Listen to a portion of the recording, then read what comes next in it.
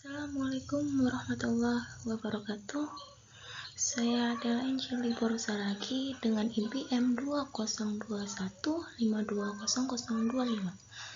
Fakultas Ekonomi Program Studi Akuntansi. Di sini saya akan menjelaskan perkembangan uang dari masa ke masa.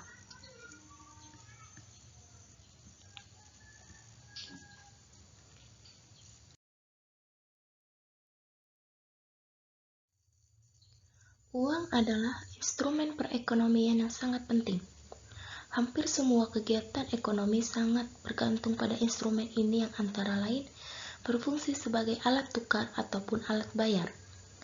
Oleh karena itu, kehadiran uang dalam kehidupan sehari-hari sangat vital, terutama untuk memperoleh barang, jasa, serta kebutuhan hidup lainnya. Uang adalah inovasi modern yang menggantikan posisi barter atau tukar-menukar satu barang dengan barang lainnya. Di samping itu, terhapusnya sistem pertukaran barter dalam sejarah ekonomi bangsa tidak terjadi dalam waktu yang sama. Sekalipun pertukaran barter mengalami penurunan tajam setelah uang mengambil alih fungsi sebagai alat tukar perdagangan internasional. Namun, pertukaran barter banyak dilihat sebagai alternatif yang bagus dalam perdagangan antar negara.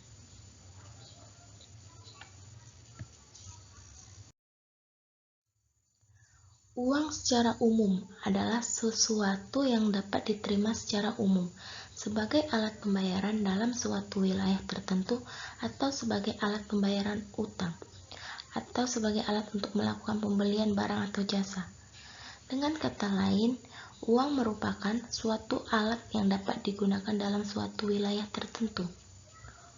Uang juga didefinisikan sebagai segala sesuatu yang dapat diterima secara umum sebagai alat tukar. Atau Samuelson dan Nordhaus 2001. Definisi ini merupakan definisi hakikat kegunaan uang sebenarnya. Namun, sesuai dengan perkembangan perekonomian, maka uang semakin dipandang sebagai komoditas yang memiliki harga melalui tingkat suku bunga. Maka hakikat uang semakin bergeser menjauhi apa yang sebenarnya. Uang merupakan inovasi besar dalam peradaban perekonomian dunia. Posisi uang sangat strategis dalam satu sistem ekonomi dan sulit digantikan variabel lainnya. Bisa dikatakan uang merupakan bagian yang terintegrasi dalam sistem ekonomi atau Cowdrey 1997. Fungsi uang. Menurut konvensional, uang dapat dilihat dari dua sisi, yaitu sisi hukum dan sisi fungsi. Secara hukum, uang adalah sesuatu yang dirumuskan oleh undang-undang sebagai uang. Sementara secara fungsi, uang adalah segala sesuatu yang menjalankan fungsinya sebagai uang. Fungsi uang secara umum adalah sebagai berikut, yaitu alat tukar-menukar atau medium of exchange, satuan hitung atau unit of account, penimbun kekayaan atau store of value, standar penyicilan utang atau standard of deferred payment. Namun ada satu hal yang berbeda dalam memandang uang antara sistem kapitalis dengan Islam. Dalam sistem ekonomi kapitalis, uang tidak hanya sebagai medium of exchange, namun juga sebagai komoditas. Menurut sistem kapitalis, uang dapat diperjualbelikan dengan adanya kelebihan langsung ataupun tangguh, serta uang dapat disewakan. Sejarah perkembangan uang. Pada peradaban awal, manusia memenuhi kebutuhannya secara mandiri. Mereka memperoleh makanan dari berburu atau memakan berbagai buah-buahan, karena jenis kebutuhannya masih sederhana dan belum membutuhkan bantuan orang lain. Mereka hidup mandiri dan kala itu disebut prabarter, yaitu manusia belum mengenal adanya transaksi perdagangan atau kegiatan jual beli. Ketika jumlah manusia semakin bertambah dan peradaban manusia semakin maju, kegiatan dan interaksi manusia pun semakin tajam. Kebutuhan manusia pun juga bertambah. Pada saat ini mulai muncul ketidakmampuan untuk memenuhi kebutuhannya sendiri. Muncullah kegiatan bercocok tanam dan berkembang lagi Sejak saat itu manusia mulai menggunakan berbagai cara dan alat untuk melangsungkan pertukaran barang dalam rangka memenuhi kebutuhan hidupnya. Terjadilah tukar-menukar kebutuhan dengan cara barter. Kemudian periode ini disebut zaman barter. Pertukaran barter menandai adanya keinginan yang sama pada saat yang bersamaan dari pihak-pihak yang melakukan pertukaran ini. Namun, ketika kebutuhan semakin kompleks, semakin menciptakan double coincidence of events.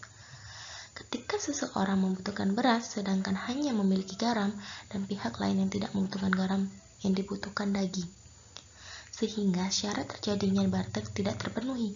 Karena itulah diperlukannya alat tukar yang dapat diterima oleh semua pihak. Alat tukar demikian disebut uang yang pertama kali dikenal dalam peradaban Sumeria dan Babilonia. Uang kemudian berkembang dan berevolusi mengikuti perjalanan sejarah. Dari inilah uang kemudian dikategorikan dalam 3 jenis, yaitu uang barang, uang kertas, dan uang giral atau uang kredit. Uang barang.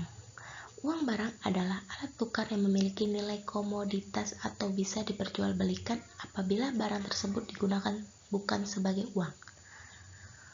Uang kertas. Ketika uang logam masih digunakan sebagai uang resmi dunia, ada beberapa pihak yang melihat peluang meraih keuntungan dari kepemilikan mereka atas emas dan perak. Uang giral.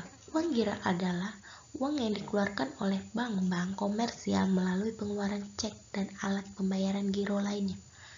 Uang giral merupakan simpanan nasabah di bank yang dapat diambil setiap saat dan dapat dipindahkan kepada orang lain untuk melakukan pembayaran. Artinya, cek dan giro yang dikeluarkan oleh bank manapun biasa digunakan sebagai alat pembayaran barang, jasa, dan utang. Contoh uang di berbagai bangsa. Uang pada bangsa Yunani. Bangsa Yunani yang membuat uang komoditas sebagai utensil, money, dan koin-koin dari perunggu. Kemudian mereka membuat emas dan perak yang pada awalnya berada di antara mereka dalam bentuk batangan. Sampai masa dimulainya percetakan uang pada tahun 406 SM, mereka mengukir di uang mereka untuk berhala, gambar-gambar pemimpin, dan mengukir nama negeri di mana uang dicetak. Mata uang utama mereka adalah dharma yang berbuat dari perak.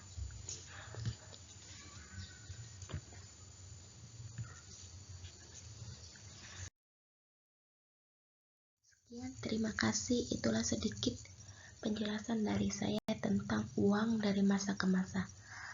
Terima kasih banyak yang telah menonton video ini. Saya akhiri. Wassalamualaikum warahmatullahi wabarakatuh.